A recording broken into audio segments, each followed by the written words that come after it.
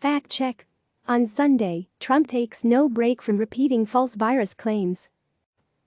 Washington President Donald Trump used Sunday's White House briefing to repeat some of his favorite false claims about the coronavirus crisis and to make some new ones. Trump falsely claimed, again, that he inherited a defective coronavirus test. The faulty test was developed this year. He falsely claimed, again, that nobody ever thought there would be a crisis like this. There were years of warnings. And he falsely claimed, again, that his travel restrictions on China and Europe, for which he exempted large groups of travelers, amounted to a complete ban. Trump also claimed that all of the people protesting against pandemic restrictions have stood 6 feet apart from each other. Some have not. And he claimed that a critical component of coronavirus tests, the reagent, is so easy to get, though governors from both parties and public health officials in multiple states say it is not. Here's a roundup of the claims and facts. Governors and reagents. Trump was asked about governors who say they can't get a hold of a sufficient quantity of chemicals known as reagents, which are needed to conduct coronavirus tests. He responded, "We're in great shape. It's so easy to get." Facts first. Trump might perhaps have meant that reagents are easy for the federal government to get. But it's simply not true that they are easy to get for states or for laboratories. Governors from both parties have said in the past week they are having difficulty obtaining them. Republican Maryland Governor Larry Hogan said on CNN State of the Union on Sunday that his state is experiencing shortages on both swabs and reagents. Hogan said, to try to push this off to say that the governors have plenty of testing and they should just get to work on testing, somehow we aren't doing our job, is just absolutely false. Democratic Michigan Governor Gretchen Whitmer said on the same program, "Well, right now, I can tell you, we could double or even triple the number of tests that we're executing daily if we had the swabs and reagents." Republican Ohio Governor Mike DeWine and his health chief expressed frustration on Friday that testing at hospitals in the state was being impeded by a shortage of reagents, saying on CNN's Out Front, "It's a supply chain production problem and that's really what is holding it back. If they had more reagent, they would be able to expand." On NBC's Meet the Press on Sunday, before Trump's briefing, DeWine made a plea to the federal government for help on the reagent situation. Republican Nebraska Governor Pete Ricketts said Wednesday that it has been a challenge to get all of the supplies needed to conduct tests, specifically saying that acquiring reagents was an issue. Peter Iwan, director of the Nebraska Public Health Laboratory, told Omaha's KETV in a story published Wednesday that supplies they need to run tests were being sent instead to labs in other states. "We're trying to compete with those people, and we're just not getting the reagents sent to us."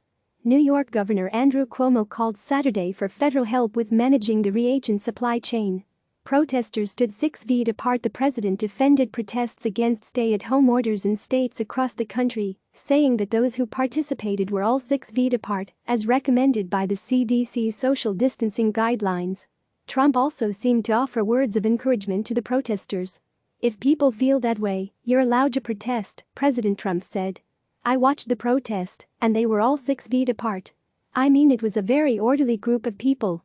But you know, some have gone too far, some governors have gone too far. Some of the things that have happened are maybe not so appropriate." He continued, "As far as protesters, you know, I see protesters for all sorts of things. And I'm with everybody. I'm with everybody." Facts first. Protesters gathered in several state capitals this week to voice their opposition to stay-at-home orders issued by governors to slow the spread of the novel coronavirus. But while some sought to adhere to social distancing rules by staying in their cars, other protesters crowded together in contravention of those guidelines. In Michigan, protesters drove cars to crowd streets around the state capitol in protest, but some got out of their cars and crowded the steps of the Capitol building. One attendee even told CNN affiliate WILX, "I think every single person here is probably going to get coronavirus. We're all within 6 feet of each other." In Kentucky, protesters standing within feet of each other chanted, "Open up Kentucky. And you're not a king, we won't kiss your ring," outside the room where Governor Andy Beshear was giving his daily coronavirus update on April 15. Meanwhile, a striking image by Columbus Post-Dispatch's Joshua Bickle of the at a protest in Ohio showed a crowd of protesters packed against doors outside the State House atrium in Columbus on April 13. Travel restrictions. The president responded to questions regarding criticism of his administration's slow response to the coronavirus by touting travel restrictions he announced at the end of January and in mid-March. In a heated exchange with CBS News White House correspondent Weijia Jiang, Trump said, "I did a ban, where I'm closing up the entire country." Trump referred to these restrictions on travel from China and parts of Europe as bans multiple times throughout the briefing. Facts first. Trump did not close up the entire country. It's also misleading to call the travel restrictions Trump announced against China and Europe a ban because they contained multiple exemptions. Only foreign nationals who had been in China, Europe's Schengen area, the UK or Ireland within the past 14 days are outright banned from entering the US. As of February 2, U.S. citizens who had been in China's Hubei province in the 2 weeks prior to their return to the United States are subject to a mandatory quarantine of up to 14 days upon their return to the U.S. American citizens returning from the rest of mainland China may also face up to 14 days of quarantine after undergoing health screenings at selected ports of entry. The broader European travel suspension Trump announced on March 11 applied to the 26 countries in the Schengen area, a European zone in which people can move freely across internal borders without being subjected to border checks. While Trump initially identified the United Kingdom as exempt, additional countries that are not in the Schengen area and thus also exempt from the restrictions include Ireland, Croatia, Cyprus, Bulgaria, Romania, Ukraine, Serbia, Armenia, Montenegro, Belarus and Russia. As of March 14, the ban was expanded to include foreign nationals traveling from UK and Ireland. The restrictions also did not apply to U.S. citizens returning from Europe, as well as permanent U.S. residents and certain family members of both citizens and permanent residents. You can read more about the European travel restrictions here. Nobody could have seen this coming while discussing the impact coronavirus has had around the world, Trump said. Nobody ever thought this could have happened, a thing like this, in reference to the coronavirus pandemic. Facts first.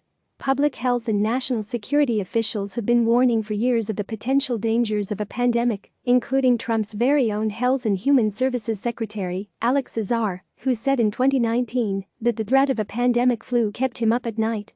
As CNN's file team reported in early April, Azar and Tim Morrison, then a special assistant to the president and senior director for weapons of mass destruction and biodefense on the National Security Council, spoke at the Biodefense Summit in April 2019, where they specifically talked about the possibility of a flu-like pandemic. When it comes to the supplies needed for such a pandemic, studies and health experts have warned of the medical equipment shortages the U.S. would face.